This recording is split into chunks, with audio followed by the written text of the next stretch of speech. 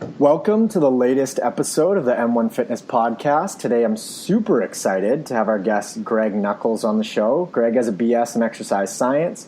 He's a drug-free powerlifter, coach, author, and has written in magazines like Men's Health, Men's Fitness, Muscle and Fitness, and a number of other publications. Greg is also a lover of beer and dogs, according to his Instagram bio.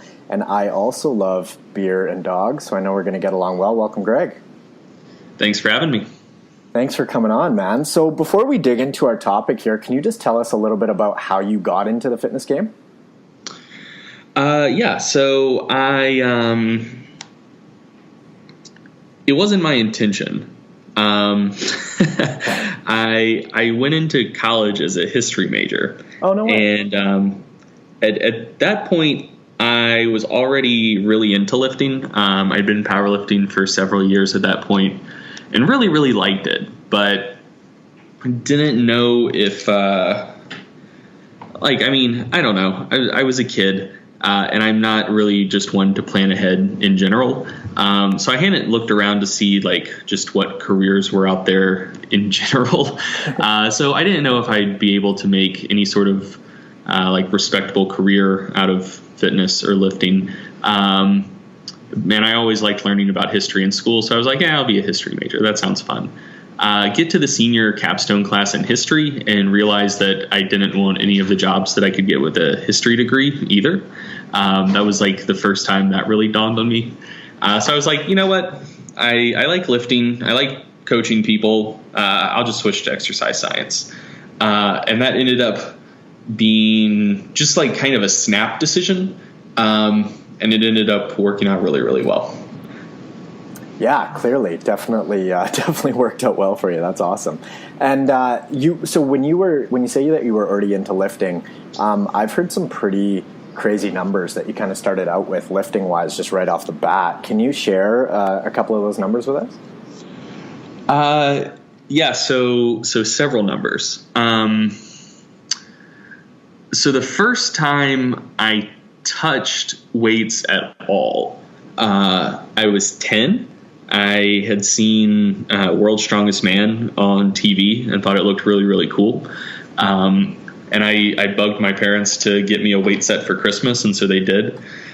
And when I was 10, went down there on Christmas Day, I could bench 150, and we only had 250 pounds total, and I could deadlift that pretty easily.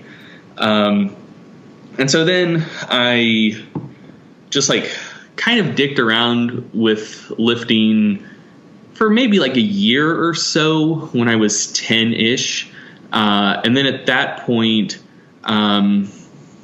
basically I don't know. I just I didn't have anyone to lift with, and I'm a very extroverted person. I couldn't get my dad or brother into it.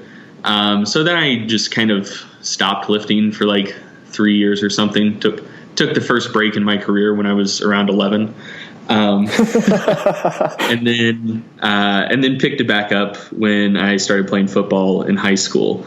And so the first time we maxed, for the football team in high school, at this point I had maybe benched 5 times in the preceding 3 years. And similar with deadlifts, I benched 275 and pulled 405. Wow. And so that's when I started actually lifting in earnest. And so that's kind of just what I consider my starting numbers. Yeah, those are some pretty incredible numbers. Pulling 250 at 10, where that was for all the weights that you had. You probably could have pulled more. That's pretty crazy. So something just to keep in mind about that, 2 things. One was I had a very physically strenuous childhood, I would say. My parents were very frugal, and so we burned a wood fire through the winter. And so I spent an inordinate amount of time dragging trees around and splitting wood and lifting big logs and stuff like that. And I was just I always thought being strong was cool, and I knew I wanted to be strong. Even from a very, very young age, Like I remember, when I was like 5 years old, I was seeing who like the largest humans I could pick up were, just because I thought that was cool. So, if I saw like a large rock laying around in the forest, like I would just see if I could pick it up just for fun. So I would not really consider myself untrained at that point. Like I never touched a barbell, but I had lifted many heavy things just for fun up to that point. And the other thing to keep in mind is like 10 years old sounds very young, but I was one of those kids who just like hit puberty like a brick wall when I was like 7 or 8. And so like when I was 10, I was already shaving. So, like emotional maturity wise, I was a 10-year-old, but like physical, biological maturity, I was realistically probably closer to the average, maybe 14-ish year old at the time. So like it's still, I think, a pretty big number. But in perspective, it's slightly more reasonable. Okay, cool. I'm glad you mentioned that, just because it definitely puts some context to the situation. And then also, I mean, you were lifting heavy things before that, just as sort of the way you grew up. So that's definitely helpful for folks to know that maybe still aren't pulling those numbers as adults. So. I think the biological maturity thing is big as well. I think that's one of the reasons it's ridiculous people get so hung up on youth sports. Right. Because, if someone's dominating their competition in middle school, it could just be because they're a really good athlete, or it could just be that they hit puberty 2 years before anyone else did. Like, all the way through school, I was a pretty good athlete, but I would say that like my level of dominance over my competition kind of peaked in like 7th or 8th grade. Because just simply at that point, I was my full adult height, which is 5'10", which isn't that tall, but that's very tall for a middle schooler. And just physically, like at that point, I was a grown man. Like I had basically the same like bone structure and body that I do now. And I was playing against children. So, if a talent scout would have come to one of my games and been like, man, that kid's bound for greatness, it's like, yeah, I'm still, I think in most regards, an above average athlete, but certainly not an exceptional athlete in anything except just picking up heavy things. But yeah, like, and I think I owe a lot to my parents for keeping me like grounded through that period of my life. Because I was thinking like, oh, I'm going to be a pro athlete, like, because right. at that time, like relative to the kids I was playing against, I was super, super good. But it was just because like, for all intents and purposes, I was like 3 years older than they were. That was actually a really similar situation to me. I think I'm 5'10" now, and I was like 5'10" in grade 8. And then all my friends and everybody else just caught up to me, and then, things just sort of balance out. But that's super interesting as far as, because I think walk-on just won the Heisman Trophy this year in NCAA football. So scouting just becomes really, really difficult at that age. And I mean, you're kind of just guessing and banking on guys. What are your thoughts on that? So just an interesting little tidbit there is that, I think one of the gaps in scouting is that they try to identify talent at a pretty young age. And I think some things you are going to pick up on pretty early. Like, most kids at 7, 8 years old are still clumsy, move around kind of jerkily. And then there are just like some kids who are just smooth, and everything, like every skill they try to pick up, they pick it up quick. They're good at it. Like you can tell that just like their baseline level of motor competency is through the roof. And regardless of how they develop physically, that's always going to translate. So I think you can pick up on stuff like that pretty early. Yeah. But when oh, sorry, go ahead. Oh, I was just going to say, but when you're scouting body types, which is what a lot of scouting is, like, how big is this person going to be? How large is their frame? How long is their wingspan? Stuff like that. That stuff you can't know that well until pretty late. like until probably 17, 18 years old or so. Because like kind of ironically, the late bloom, so like the early bloomers are the ones who get a lot of attention early on, because when scouts start looking at like, travel ball for baseball or basketball or like off-season camps for football, they start looking at kids in 8th, 9th, 10th grade. And that's when people kind of get on their radar. But the late bloomers, on average, are the ones who end up larger and with more physical assets. Because essentially you have kind of 3 phases of growth in life. So you have just kind of like you're super young, you grow really quick, and that kind of happens the same for everyone. Some people grow more early on or whatever, but you have an early phase of rapid growth. And then you have from maybe like 9, 10 years old until your major like pubertal growth spurt, what they call hitting peak height velocity. You have a period of pretty steady growth, and then you hit that pubertal growth spurt, you hit peak height velocity. That proceeds for a while, and then you're pretty much done after that. Most people are. And so the difference between early bloomers and late bloomers is the actual height that they get out of their pubertal growth spurt is pretty similar. But a late bloomer may have 4 or 5 more years of steady growth before hitting that pubertal growth spurt, that they're just accumulating inches, basically. And so the net effect is that the late bloomers, on average, I believe, are around 2-ish inches taller than early bloomers are, like just people on kind of the extreme ends of the spectrum. And so then you can wind up with a situation like Steph Curry, who ended up like, he was super well regarded as a basketball player in high school, but he was small. I think he came out of high school at 5'9", 5'10", something like that. So yeah, he was going to like elite camps and everyone knew he could ball, but they thought he was undersized to play at a D1 university. And then his freshman year of college, he grows, and now he's like 6'3" or something like that. And everyone was like, shit, wish I would have picked up on this kid. Right. So yeah, like stuff like that happens. And it's, that makes scouting, especially young talent, a lot more difficult, just because like, until someone hits that growth spurt, you don't know how big that growth spurt is going to be. But on average, the late bloomers do end up being a little bit taller and a little bit bigger. But they're also the ones that are more likely to get overlooked by the process.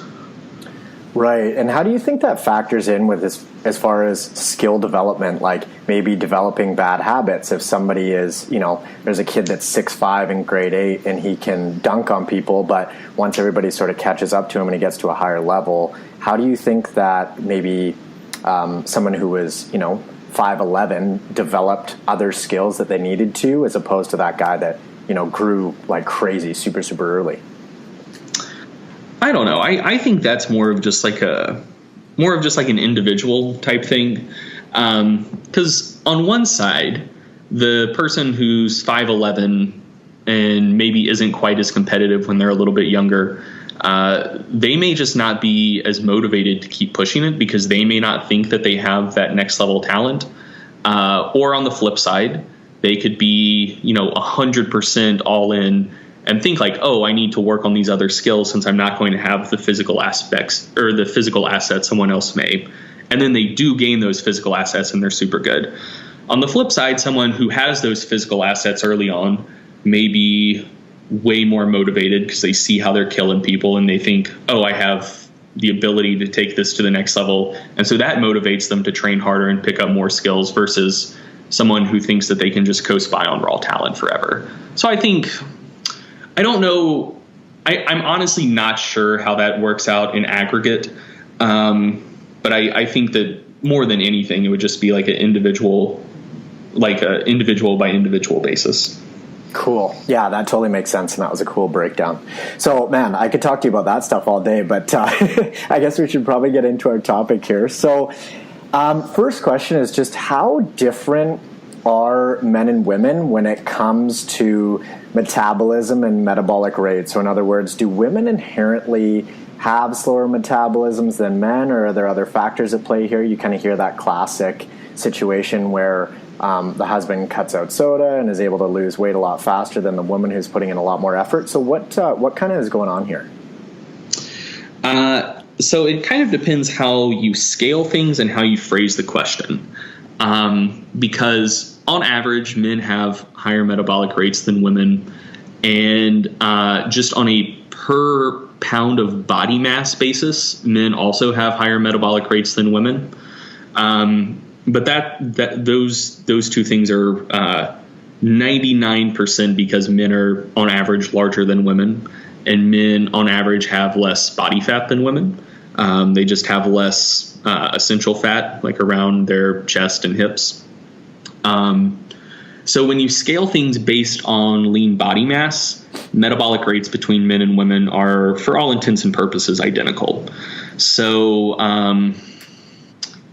the thing you can run into with especially very small women who oftentimes seem to have to work really hard to lose weight is like a pound of fat has the same energetic content regardless of whether you have 10 of them or 100 of them.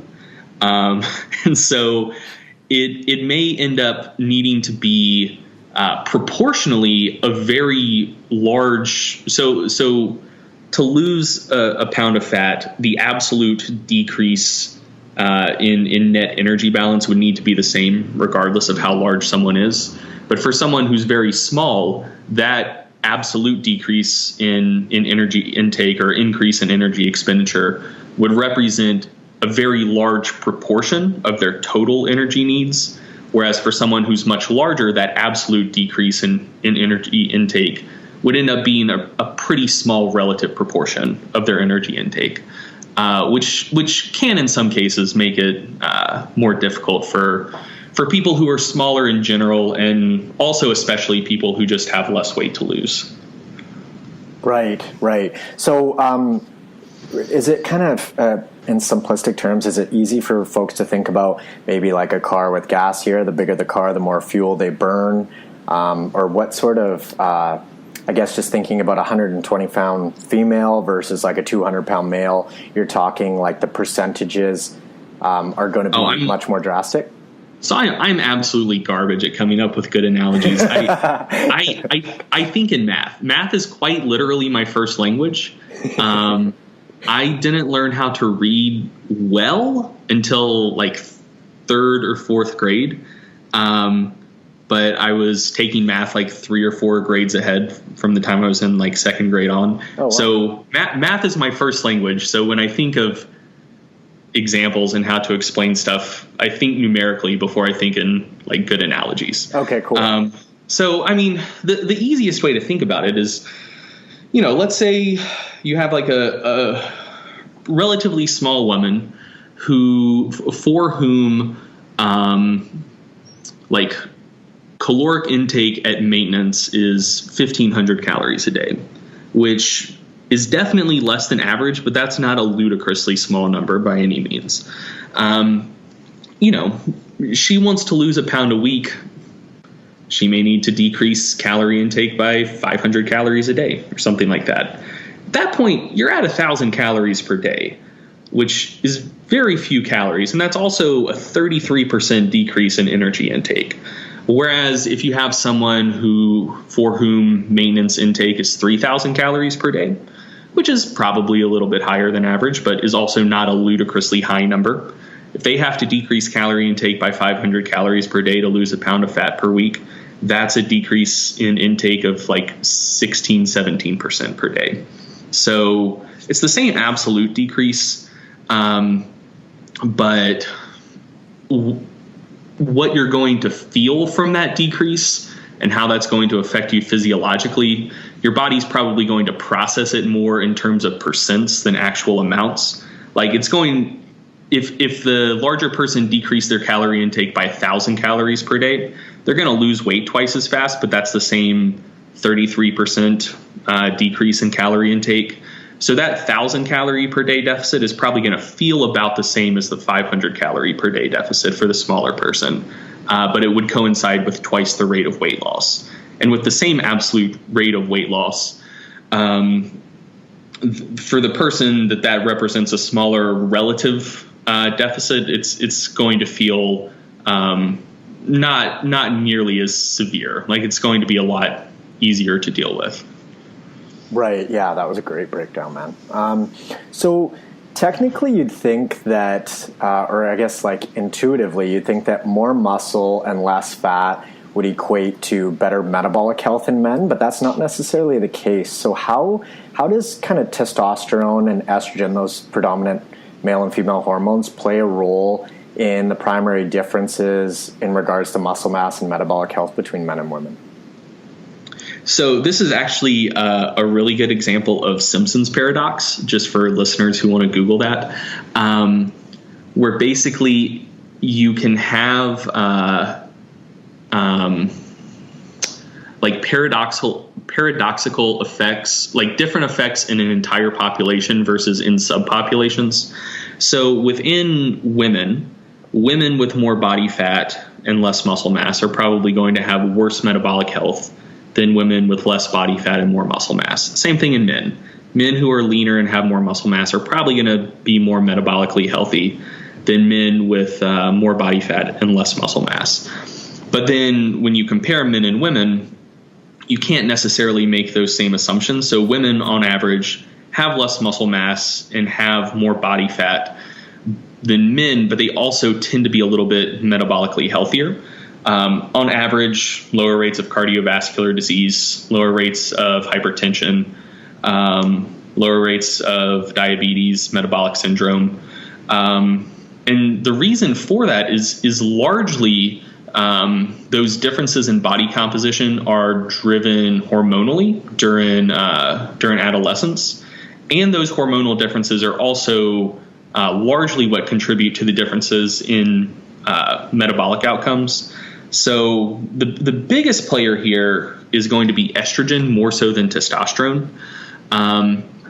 For men, having too low of testosterone or too high of testosterone can cause issues. But with women, they don't have the negative metabolic repercussions of low testosterone as they would if they were men. And that's largely because they have obviously much more estrogen than men do. And estrogen is protective in a whole host of ways, and is probably the primary reason women tend to be metabolically healthier than men.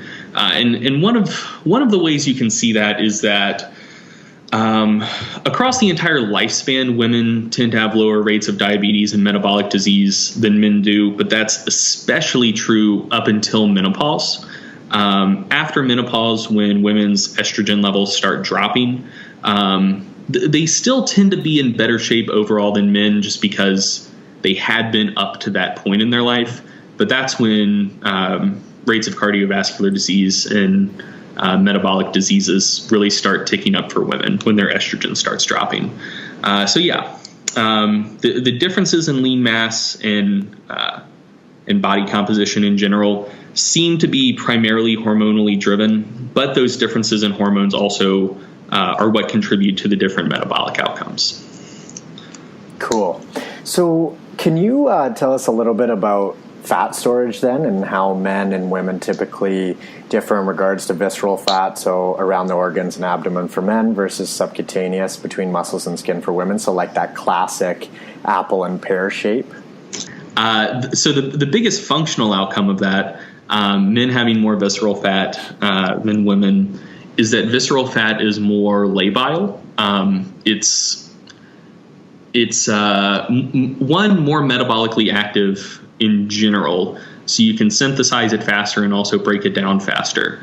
And so with more visceral fat, that's going to be dumping more triglycerides into general circulation, like at a greater rate than subcutaneous fat will.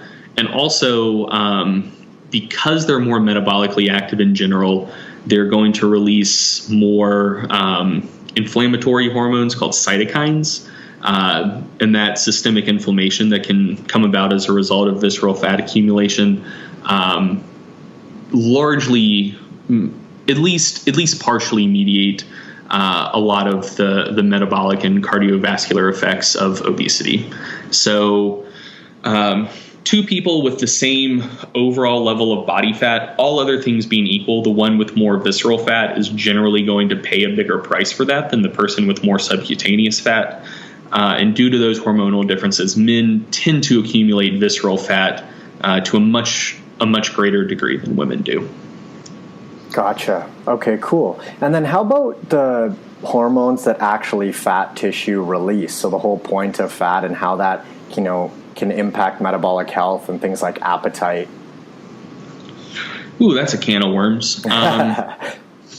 So in terms of health effects, those cytokines are probably the most important. In terms of appetite regulation, though, there you're mostly talking about leptin and to a lesser degree adiponectin.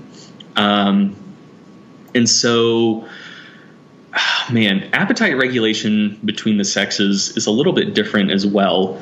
So women have, getting a little bit ahead of myself. So leptin is a hormone that is anorexigenic, which means it makes you less hungry, basically.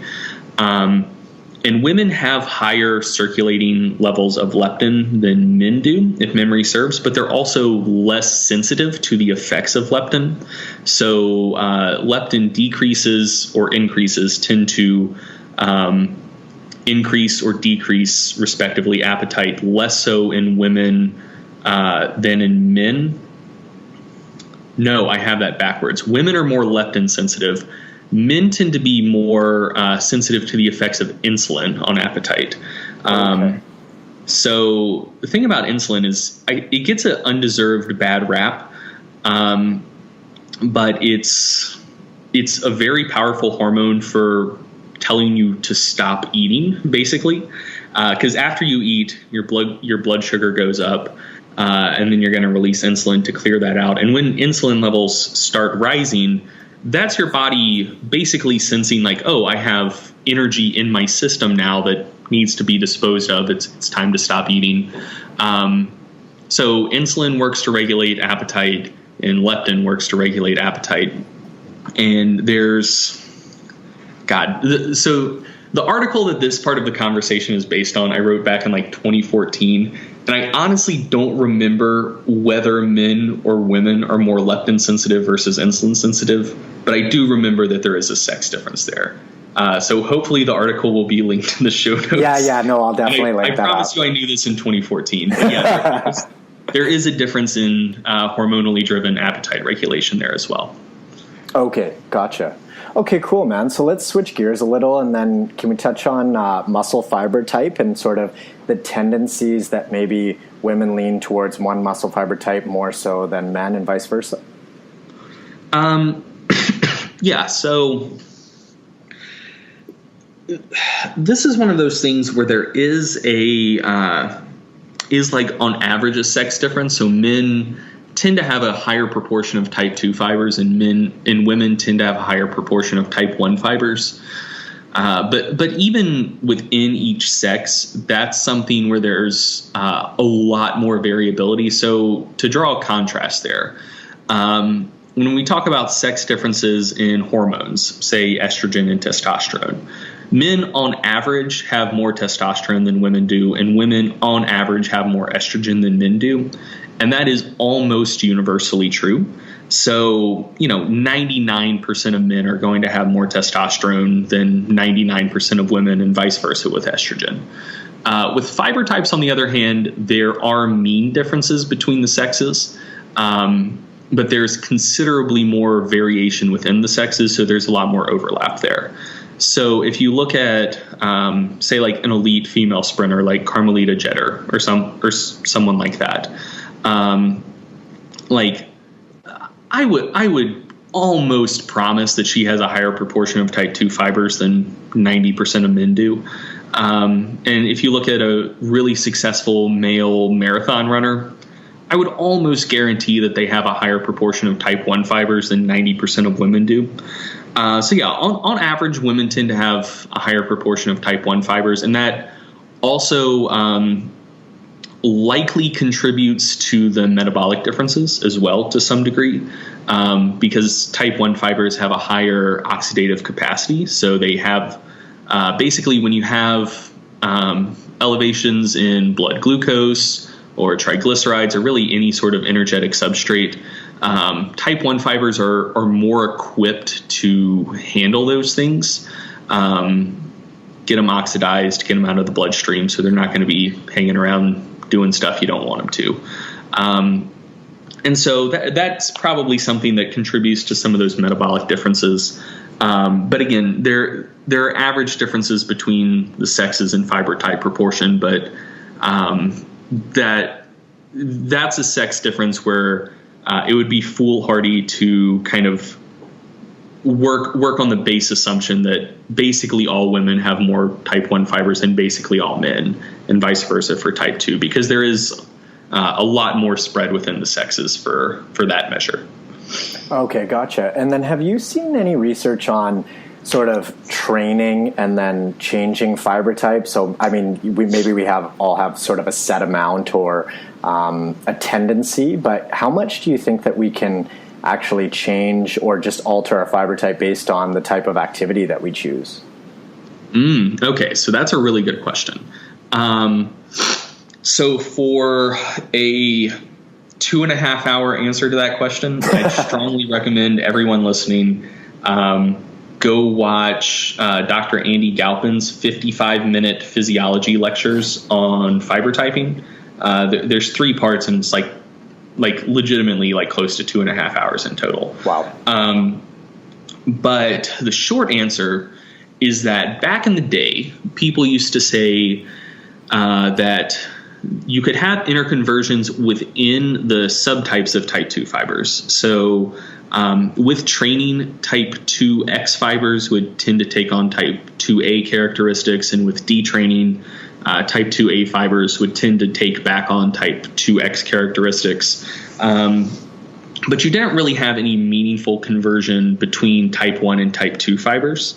That it was seen in some like experimental conditions. So if you basically like hooked a motor nerve up to like an electrical voltage at a particular frequency, if you hooked it up to a low frequency voltage, then all of the fibers that motor nerve innervated would turn into type 1 fibers. And if it was a higher frequency voltage, they'd all turn into type 2 fibers. So we knew that like it was physiologically possible to happen. And it can also happen in aging. So as people age, they tend to stop engaging in high intensity exercise. And so they stop using their type 2 motor units to like they stop using those to a greater degree than they stop using their type 1 motor units. And so that the type 2 motor neurons themselves can just die. And there can be offshoots from type 1 motor neurons to re-innervate the type 2 muscle fibers that used to be innervated by a type 2 motor neuron. And so then those would become type 1 fibers from the constant stimulation from the type 1 motor neuron. So, you know, there were some instances like that where interconversion between type 1 and type 2 fibers could happen. But the prevailing notion was that you didn't really get much type 1 to type 2 conversion or vice versa. And that was based on studies using staining techniques to identify fiber types. So you take a muscle biopsy, cut it like horizontally, like perpendicularly to the direction the fibers ran, stain them, and basically type 1 fibers would come out one color and type 2 fibers would come out another color. And that was that. And they tended to not see with training like changes between type 1 and type 2 fibers. Since the 80s to early 90s, they've developed better techniques to fiber type more accurately. And so essentially what you would do there is you would separate individual muscle fibers, grind them up, dissolve all the stuff in them, and then just run it through gel electrophoresis. And you would get distinct bands for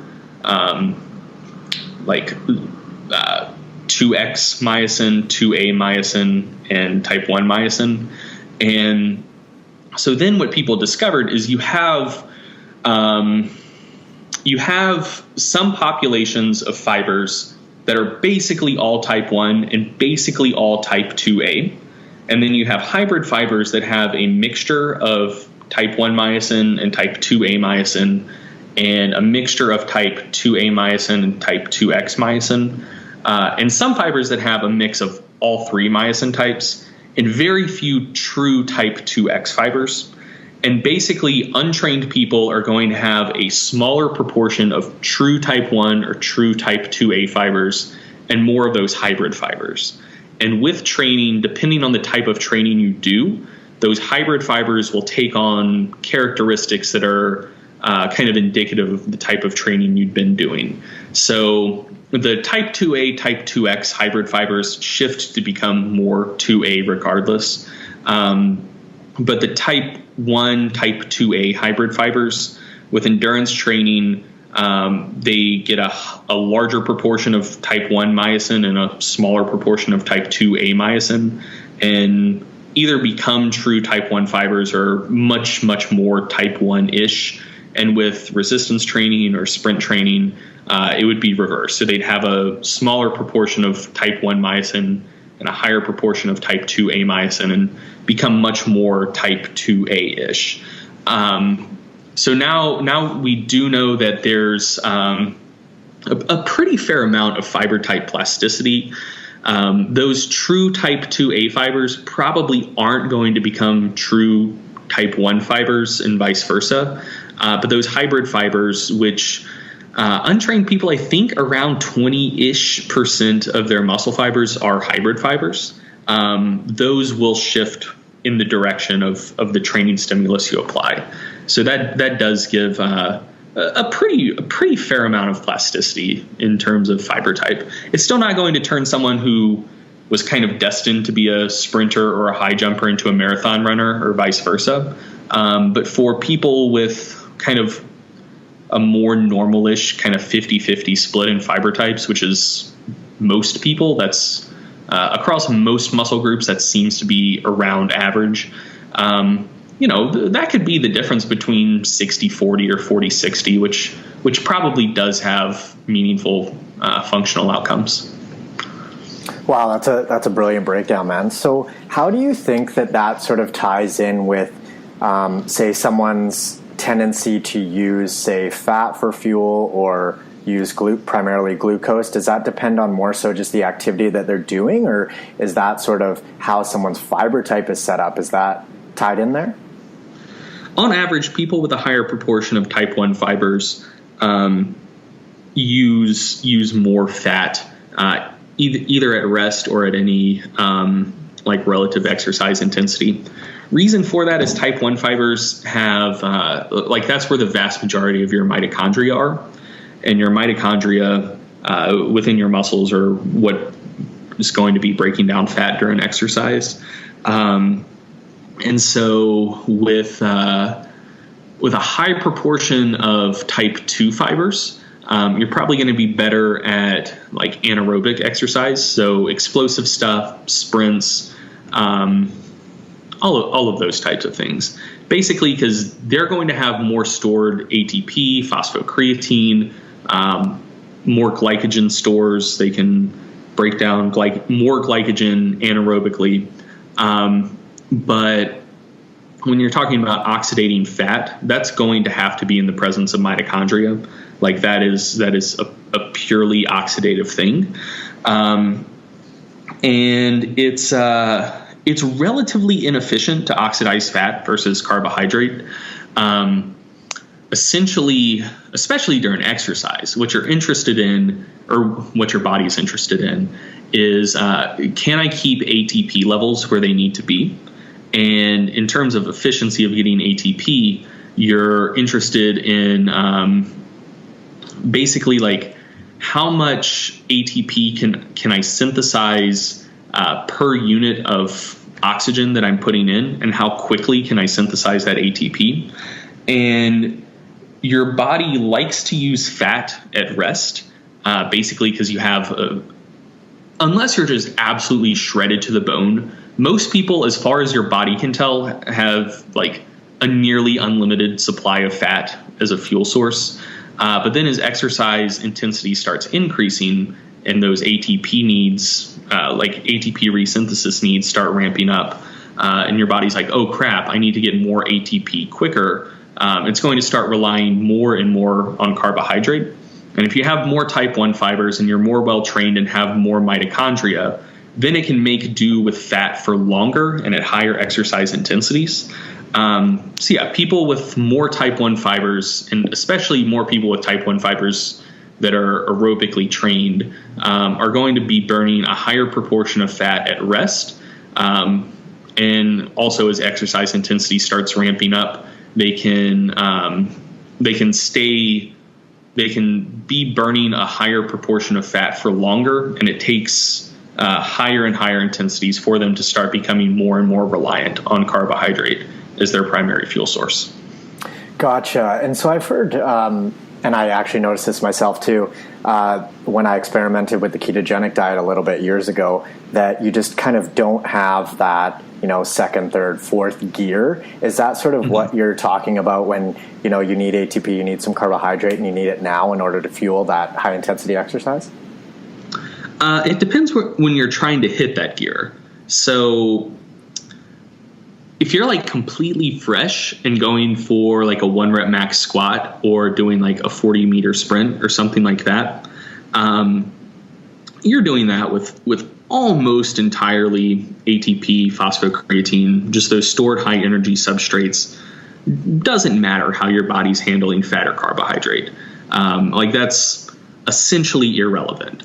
But if you're talking about, you've run a 5K and you're trying to kick it into a higher gear at the end, like to finish strong, then that is going to be more reliant on like anaerobic glycolysis and carbohydrate metabolism. So I can definitely see where going keto would lessen your ability to hit that higher gear in that context. Right. Yeah, that's a great distinction. Just out of curiosity, is that something that you've played with, ketogenic diet?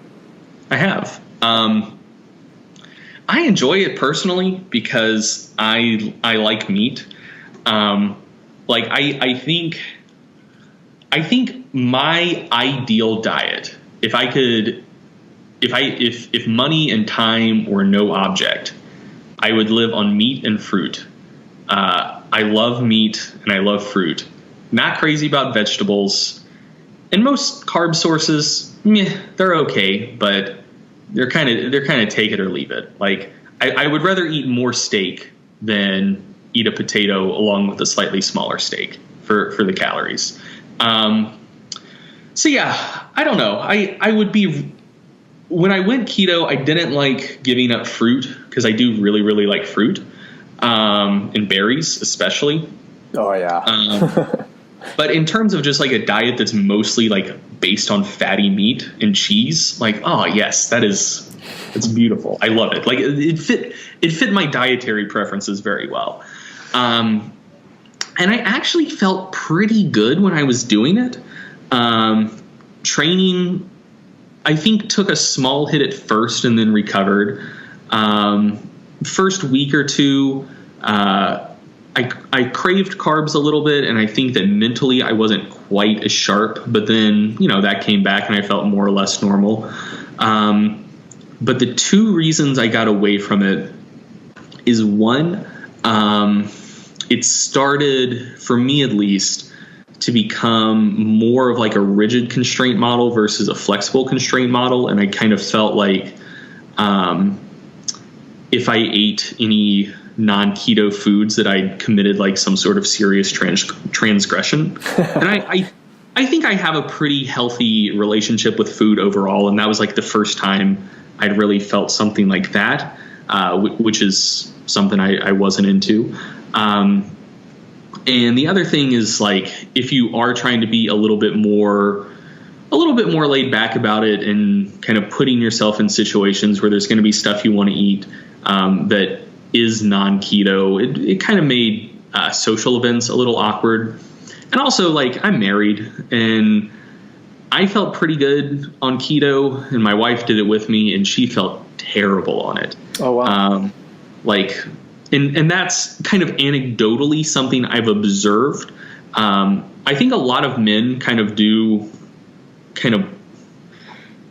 their responses to keto, at least their subjective responses, kind of range from moderate negative to strong positive. And for women, on average, it tends to kind of range from moderate positive to strong negative. Like, I have no data to support that whatsoever, but just in kind of talking to people, there seem to be a much higher proportion of men that do well and feel really good on a keto diet versus women. No idea why that is. But yeah, so she did it with me. I felt fine. I think I had like a moderate positive response to it, and she had a strong negative response to it. And it just wasn't worth the hassle for us to have like completely different dietary patterns. Yeah, that's not exactly convenient. And then knowing that you love beer too, did you just completely cut out beer when you were on the keto diet, or how did you manage that? So at that point I was in college, and I went to college at a place that had like very strong anti-alcohol rules. Like, if you got caught drinking, you got kicked out. And it was in a dry county anyways. So that was before I got into beer. I didn't really get into beer until after I graduated, because to that point I'd only had like kind of shitty corporate swill. And like it was within a month after I graduated that I had like my first really good beer, which was a AleSmith Speedway Stout. And that completely changed my life. So yeah, at that time I wasn't drinking much. And when I did, it was just like I had a handle of bourbon that I kept hid away in my house. I think whiskey is keto friendly. I'm not sure about that, but yeah, I wasn't drinking much in general back then. Right. Yeah, fair enough. That'd be tough to cut out the beer. But so actually, just like just throwing theories out there or whatever, maybe there's an evolutionary sort of tie in here. I don't know either, but why do you think, if we're just sort of throwing ideas in the air, that you've observed men do a little bit better on a ketogenic diet than women do? Do you have any theories there? Nope. Gotcha. If you would have asked me 3 years ago, I probably would have just BS some stuff. But yeah, no, I mean, it would probably come down to hormones on some level, and just the very, very basic hormonal stuff we've talked about up to this point in the podcast, just like kind of like scraping the very edge of what I feel comfortable talking about. So yeah, like probably has something to do with hormones, and I'm not an endocrinologist. So any potential hypothesis I threw out there would probably be terrible. All right. I respect that. So before we wrap up here, Greg, I'd love to know, what is getting you up in the morning these days? What are you excited about right now with work and fitness and all that sort of stuff? Well, at this very moment, I'm on break from school, and this was a pretty brutal semester. So right now, the thing I'm most excited about at the start of every day is the fact that I'm going to get more than 5 hours of sleep when I go to bed later that night. I'm inordinately excited about that every day. And also I just have more time again to work on my business. Like I've been basically, as far as business stuff goes, for the past 4 months, I've been doing all of the things I need to for MASS, the research review I'm a part of, but almost nothing for Stronger by Science, just simply due to lack of time between taking classes, teaching classes, And then in our lab this semester, we were running 2 training studies. One of them had 89 participants with training sessions around an hour and a half, 3 times per week. And the other had 49 participants with training sessions around 45 minutes-ish twice per week. Holy shit. So at their peak, we were putting in right at 600 hours per week just in training sessions between those 2 studies. And obviously that wasn't just me. Like there were several people working on those. But that was split up between fewer people than it should have been split up between. I'll just leave it at that. So everyone involved in those studies, like we were all pulling between, like a good day was a 10-hour day. A typical day was like an 11 to 13-hour day. And then we were trying to like do our work for classes and do lesson plans for the classes we taught on top of that.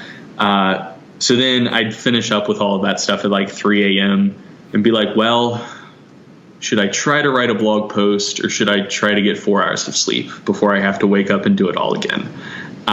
So that's wins. done now. And so I have time to just do business stuff in general. And so I'm excited about that.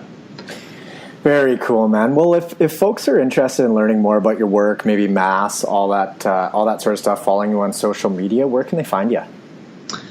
So they should be very interested in mass because it's amazing. Stands for Monthly Applications in Strength Sport. It's a monthly research review that I, Dr. Eric Helms, and Dr. Mike Zordos put out every month. Basically, we go through like I think it's up to 127 journals at this point every month.